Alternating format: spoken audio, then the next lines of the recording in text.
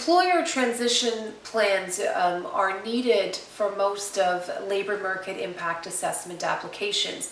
Now, many clients come and ask what this transition plan is and what it needs to entail and what documents you need to have. So this video really briefly describes the transitional plan, and I hope that it's useful to you.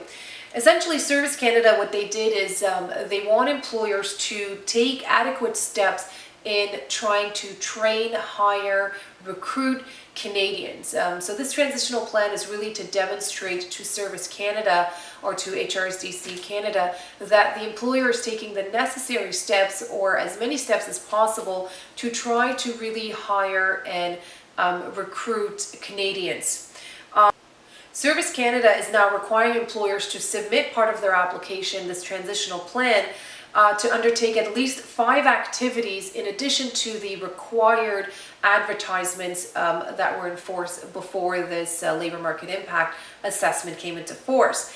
Part of this is, it includes 3 additional recruitment activities. So currently, before what it was, you only had to demonstrate that you made at least 2 recruitment efforts. Posting it on Job Bank Canada and Workopolis, for example, would have sufficed. However, now with the transitional plan coming into force, Service Canada wants to see 3 additional recruitment activities that the employer has taken to try to recruit Canadians. In addition, one of these activities, one of these recruitment efforts should target underrepresented groups. These could be women, youth, disabled, Aboriginal people, new immigrants, and so forth. So you definitely have to demonstrate that you have attempted to hire an underrepresented individual. And I include that in part of your documentation. The third is one activity to help the temporary foreign worker transition to the permanent position. So possibly you're hiring this temporary foreign worker, but you are offering them a full-time position. That will really assist, because then obviously that individual could go and become PR and then eventually Canadian citizen.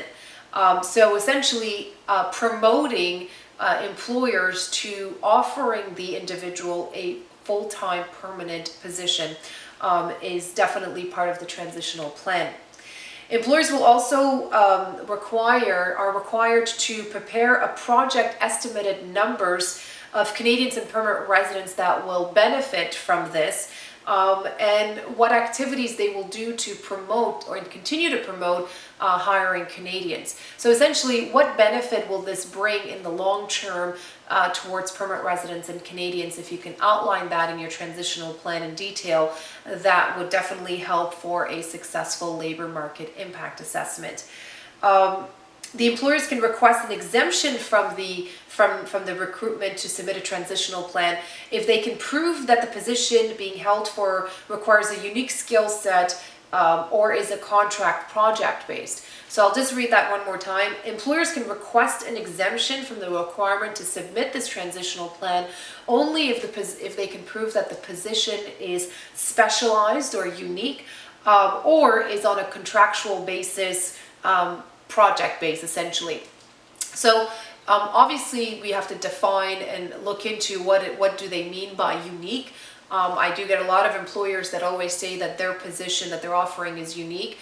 There is an actual definition for this that you can watch in subsequent videos, but you really have to go above and beyond to demonstrate that this position that you're offering is extremely unique, and that you know that there are no Canadians available or readily available to take on this position.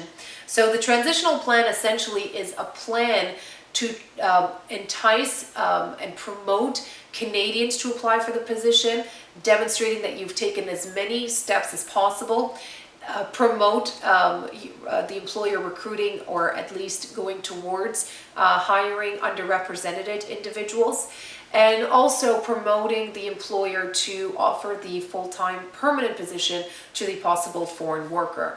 Now, again, like I said, the transitional plan exemption does apply to those that can demonstrate that the position is extremely unique and or is on a project by project basis. I hope this video helped. If you have any questions with regards to a labor market impact assessment application or specifically the transitional plan, give us a call. We're here to help. Thank you. Until next time.